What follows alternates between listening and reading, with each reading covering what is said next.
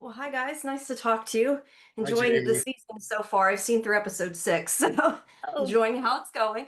So to start off, I wanted to know if you each would talk about sort of your character's loyalty to Dwight and how important that is to them. Because sometimes he does things that may not, I don't know, I'm starting to wonder if it may put everybody in danger. So yeah, just talk about that. Whoever wants Well, to go first.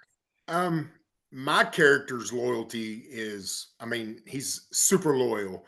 If you look back on how this character was introduced, you know, Dwight gave him an opportunity, gave Bigfoot an opportunity where he didn't have anything. He had to move out to Tulsa, via his cousin Mitch or whatever. He had nothing. He was broke. He had nothing. And for Dwight to open his arms and let him in this crew means the world to this character Bigfoot. So Bigfoot meant what he means, what he says, and when he said he will do whatever it takes to make sure that this family feeds. That's exactly what he's going to do. All right. Oh, Chris, McKenna, one of you. go, Chris. Sure. Well, my character has a unique background with Dwight. Goody was around Dwight back in the days in New York before Dwight went away. Um, so Goody came up, I guess, as a gangster around Dwight, and always felt a loyalty to him. And then when he was asked to join him in Oklahoma, in Tulsa, um, that was a major turning point for my career. So I owe Dwight everything to get me out of that dysfunctional New York crime family and bring me into his Oklahoma crime family. So I feel I'm extremely loyal to Dwight. He put me back in play as he did with all of us. Um, and I think that shows with the cast. Everyone that satellites around him has their own, undying loyalty to him. But he has it back to us. He might put us in a bad position now and then, but if he didn't, the show wouldn't be as interesting. That's So true. we have to do it. That's true. I I similarly I think when Dwight shows up, season 1, episode 1, to the weed shop that I'm working at, I in my mind I'd like dropped out of school, and I know very little about my family from the writing, but I do know that my father had committed suicide a few years earlier. And so I think I really needed a father figure in some ways, and someone to give me a sense of worth. And I think you can I think the character has become more confident and become more loyal in that. I think at the beginning she was the one that was the most like, what is this? Like, what do you mean we're like just following what this guy says now?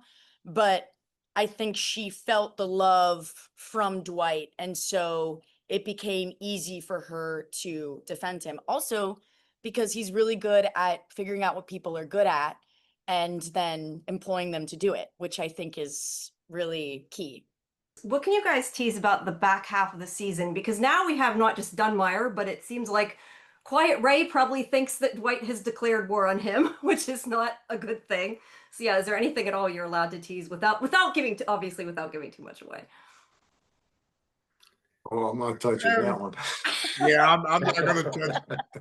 I'm not going to give out any teasers. I'm going to do exactly what I should do here, and that's say you're going to have to wait and see. The fans are going to have to wait and see, and I promise, they will not be disappointed.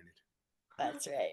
All right, fair enough. Let me ask you guys this then. McKenna, you said about how your characters gain confidence. How have you guys each changed, or what have you, I guess, learned from this experience over these couple years? Well, I guess it's been more than a couple years, couple seasons, but As actors, like as yes, people, yes. Just as people, as actors, just for your own personal lives. Yeah. I've learned a ton about the art of acting on film and TV. I did some theater after going to theater college, but that was like it. And so my education has been through my fellow actors, who I'm just so lucky are all pros and amazing at what they do.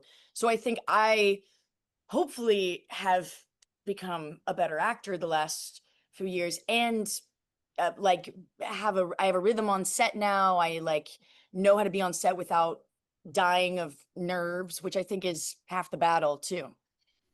What about you guys? How's your life changed? Go ahead, Chris. How's my life changed? I Yeah. have a really great job, so that always makes things better. uh, you mean like as an actor or Yeah, my and it actual doesn't have life? to be, just something you've learned from the experience, whether it's acting or just like I said, life, you know, stuff.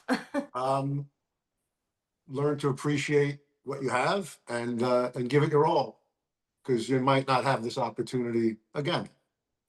All right, what about you, Mike? You know, I've learned that you know, even though the world on set is crazy, and you know, especially with me, everything else that I'm into is always crazy. It's really important to stay grounded into who you are, because you can easily get lost, you know, in a mess.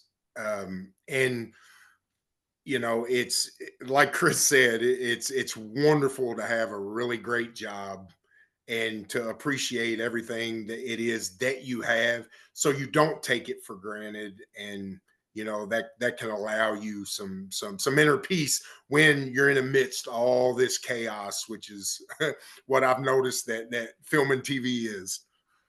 Fair enough. Is there anything that you guys have difficulty connecting with your characters still, even though you've been doing it for a bit now, but is there anything you kind of have trouble getting into for any of either of you? No, Any? not me, not at all. No. Mhm. The writing is so good that it slips you right in. I mean, with bad writing, I would imagine that could happen, but we're lucky enough to have very good writing, so um, that helps. All right, we have about a minute left. So really quick, talk about the first time you guys met Sly and started working with him, because that I would think would be kind of daunting a little bit. Mine was the first scene of the first step. My first day on the show was the day that I met him. I was lucky enough to get a phone call, and it was my introduction scene, and it was daunting to get through, but you know, I was lucky enough to have somebody like Sly there. So And what was both of your experiences like? Mine was when he walks into the weed shop in the first episode at season 1. He walked in the same way, like just to say hi before we shot the scene. And we were all like frozen. I think it was very method, because we're like, oh wait, this is the energy we should have when Dwight walks in, is when Sly's walking. But he was so sweet. He immediately was like going up to everyone and like looking in the eye. He knew all our names. I mean, he was incredible from the beginning and really put everyone at ease. Chris? Well, my first scene with him, I was lucky. I was lucky enough not to have that much in that scene when he comes into the meeting and we tell him he has to go to Tulsa.